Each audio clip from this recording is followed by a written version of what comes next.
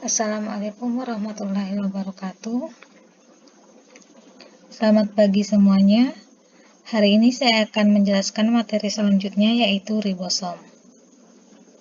Nah, di sini ada beberapa bagian dari ribosom yang akan saya jelaskan. Yang pertama, pengertian dari ribosom.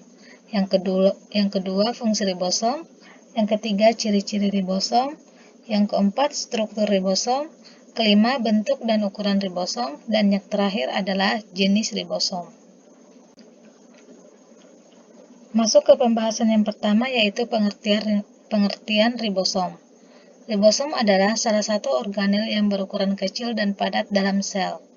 Ribosom menerjemahkan mRNA untuk membentuk rantai polipeptida, yaitu protein, menggunakan asam amino yang dibawa oleh tRNA pada proses translasi.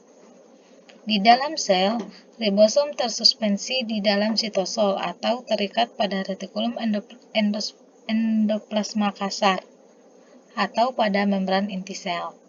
Ribosom merupakan komponen sel yang membuat protein dari semua asam amino.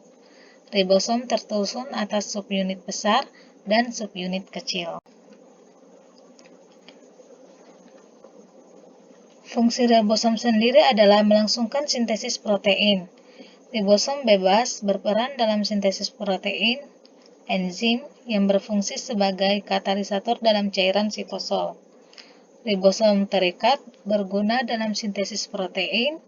Diduga fungsi ini dilaksanakan oleh rRNA sebagai katalisator pembentukan ikatan peptida pada sintesis tersebut.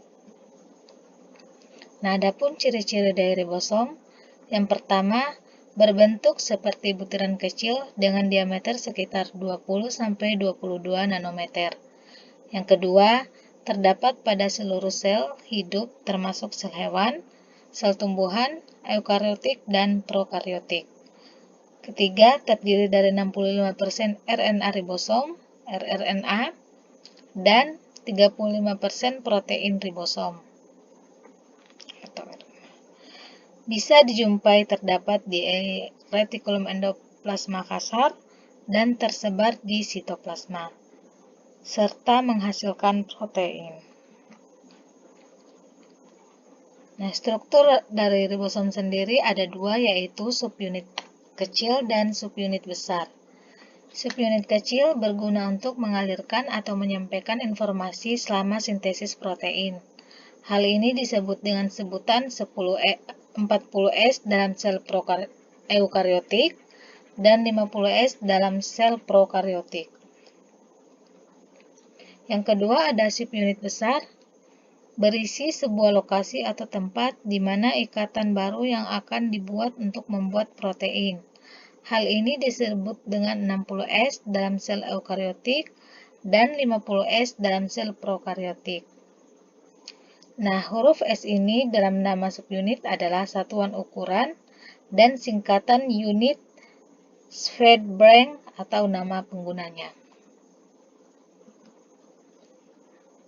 Bentuk dan ukuran ribosom. Yang pertama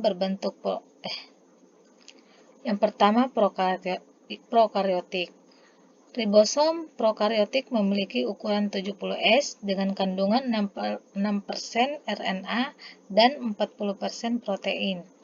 Organel sel ini terletak bebas di bagian sitoplasma di mana dengan ukuran subunit 50S dan 30S. Yang kedua, eukariotik. Ribosom eukariotik berukuran 80S dengan 40% kandungan RNA dan 60% kandungan proteinnya. Memiliki sebuah lokasi bebas pada sitoplasma serta terikat pada retikulum endoplasma. Nah, dan yang terakhir ada jenis ribosom. Yang pertama, ribosom bebas adalah ribosom yang terdapat di sitoplasma. Protein yang dibuat oleh ribosom bebas akan digunakan selama sitosol itu sendiri. Yang kedua, ribosom terikat adalah ribosom yang melekat pada membran intraseluler, terutama pada retikulum endoplasma.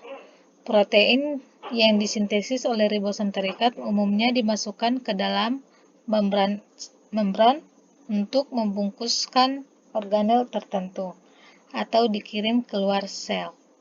Nah, di situ ada gambar mengenai ribosom terikat dan ribosom bebas. Nah, itulah tadi penjelasan dari ribosom. Salah hilaf mohon maaf, saya Ridwan ucapkan Assalamualaikum warahmatullahi wabarakatuh.